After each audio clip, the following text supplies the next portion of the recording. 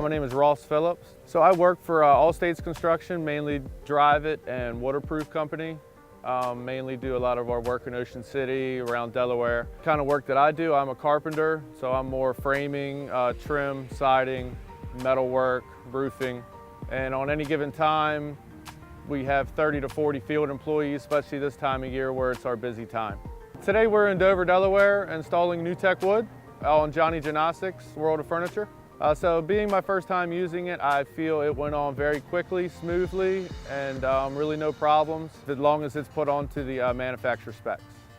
Well, some of the qualities that make this a good product, it's very environmentally friendly, and it's a very quick installation where like a level is used for the starter piece, and after that's done, you don't need it for the rest of the wall you're working on. NewTek Wood, compared to the other products, the siding products we have put on, this goes on very, very fast.